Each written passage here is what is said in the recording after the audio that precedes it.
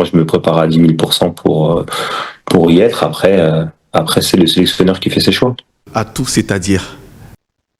Bah, je fais partie des joueurs qui n'ont, comme vous l'avez dit, n'ont pas été sélectionnés depuis un petit moment. Donc, c'est clair que ça rend ma place incertaine au sein du groupe, même si j'ai pu faire beaucoup de choses et j'ai été là très souvent.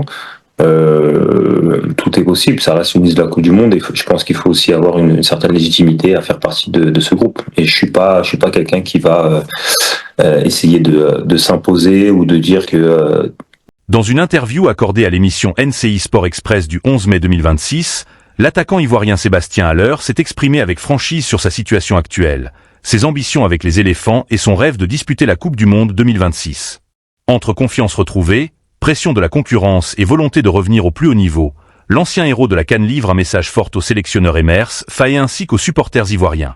Une prise de parole qui relance le débat autour de son rôle futur au sein de la sélection nationale. Sébastien Haller, bonsoir, comment allez-vous? Bonsoir, très bien, merci vous. Dieu fait grâce. Sébastien, comment vous vous sentez physiquement et mentalement depuis votre retour à la compétition après vos blessures? Bien, très bien. Ça faisait longtemps que je m'étais pas senti aussi bien, donc ça fait plaisir, ça fait du bien. C'est la récompense aussi du travail qui a été fait ces derniers mois.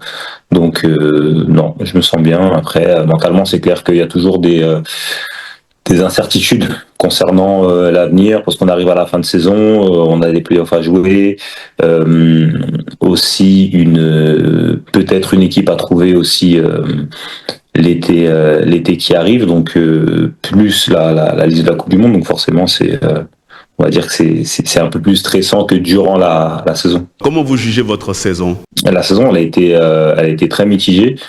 D'un point de vue résultat, ça a pas été, j'ai pas eu les résultats escomptés, voire même ça a été décevant pour X raisons. Mais d'un autre côté, j'ai pu aussi bénéficier de l'avis et de l'expertise de certains professionnels de santé qui m'ont aidé justement à régler certains problèmes physiques. Dans un mois, la Côte d'Ivoire dispute la Coupe du Monde. Comment vous avez vécu cette qualification? On a plutôt bien vécu cette qualification parce qu'on a été l'une des seules équipes à pas avoir encaissé de but. On a eu des prestations solides. Alors forcément, on aurait pu marquer plus de buts et peut-être un peu plus se mettre à l'abri un peu plus tôt. Mais en soi, c'était très on a été très très dominateur dans tous nos matchs et forcément ça donne de la confiance et ça nous donne envie d'aller encore plus loin et d'avoir des ambitions assez élevées. Curaçao, Équateur, Allemagne, voici les adversaires des éléphants en phase de poule de la Coupe du Monde. Votre analyse de ce groupe? Ça peut être un groupe assez piège parce que l'Allemagne, on connaît l'Allemagne, je pense qu'il n'y a pas besoin de la présenter. L'Équateur, c'est une équipe qui est très très très solide et dure à jouer et donc il va falloir se méfier. Et Curaçao, c'est le petit poucet du groupe, mais ça reste un groupe assez proche les uns des autres. La Côte d'Ivoire démarre cette Coupe du Monde par l'Équateur pour son premier match. Comment vous voyez cette rencontre? Bon, ça va être une rencontre assez tendue, je pense. Comme j'ai dit, c'est une équipe très solide et très difficile à manœuvrer. Donc, je pense qu'il va falloir rester très, très, très focus et concentré tout le long de la rencontre parce que ça va jouer à une occasion, à une erreur, à un coup de pied arrêté. Ça va être... je vois mal ce match commencer par beaucoup de buts. Et l'Allemagne? Ça sera un gros défi.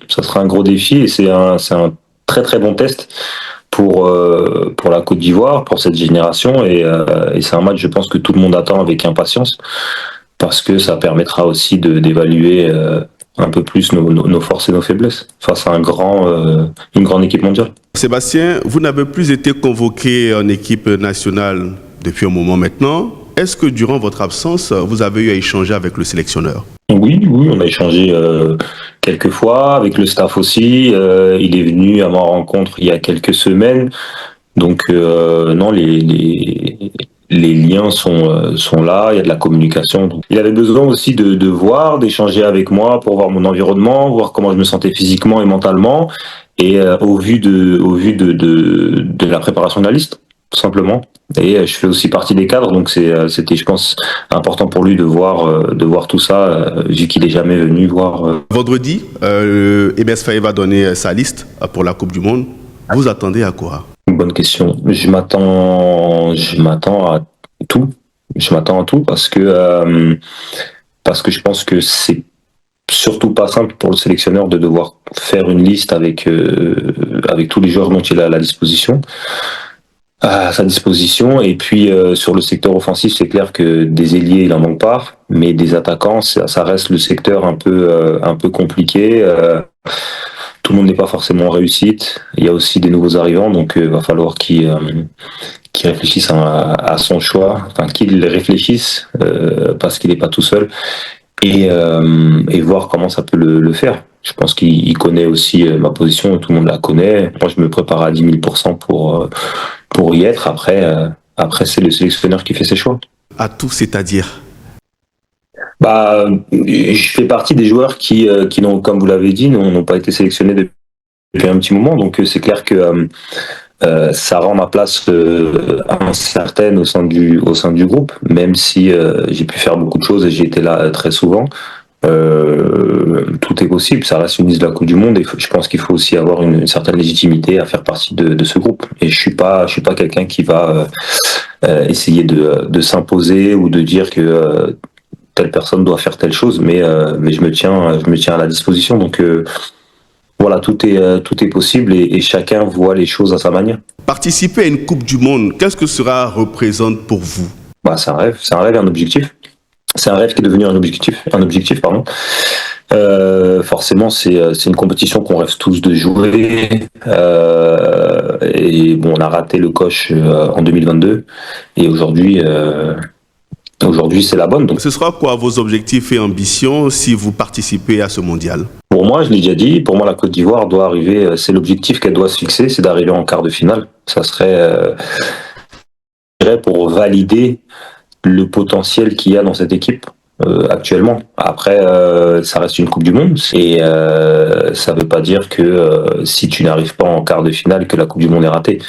Mais en tout cas, arriver en quart de finale, pour moi, ce serait un objectif vraiment rempli, une belle Coupe du Monde, un beau souvenir et quelque chose qui pourrait rendre fiers tous les Ivoiriens. Sébastien, si vous participez à cette Coupe du Monde 2026 en Amérique, est-ce que ce sera la dernière compétition avec les éléphants de Côte d'Ivoire? C'est pas forcément moi qui décide, mais en tout cas, il n'y en aura pas 150 derrière. Je dirais qu'il y en aura au maximum 2. Mais je pourrais pas dire.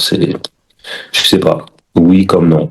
Donc pour le moment, c'est un avenir qui est encore un point d'interrogation. Oui, parce que comme j'ai dit, c'est pas moi qui décide. Moi, je me rends disponible. Je travaille pour être légitime à la sélection. Après, si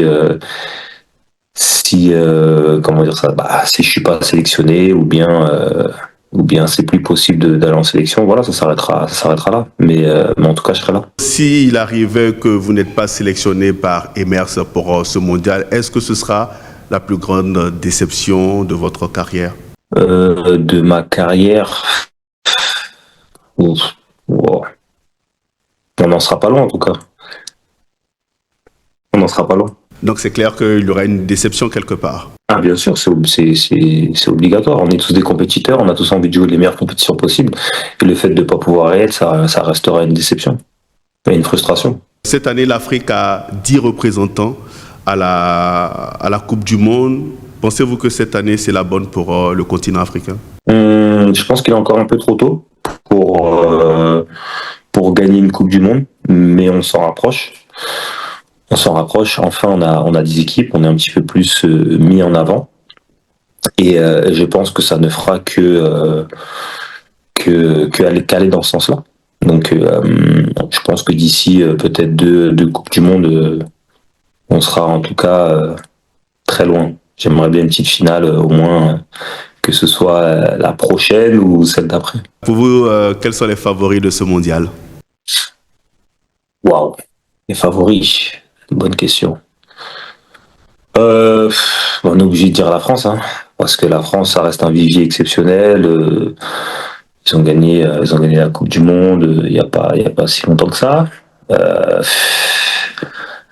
Après, on arrive, il y a quelques équipes européennes, mais c'est très très compliqué. J'ai envie de dire qu'il y a beaucoup de très bonnes équipes, mais j'en vois pas vraiment une qui se démarque à l'heure actuelle. Donc, pour moi, ça reste des équipes habituelles du dernier carré. Quels sont les pays africains qui pourraient aller loin dans cette compétition? Bien sûr, il y a la Côte d'Ivoire. Il y a forcément le Maroc et le Sénégal. À l'approche de ce mondial, quel est le message que vous avez envie de passer aux supporters ivoiriens?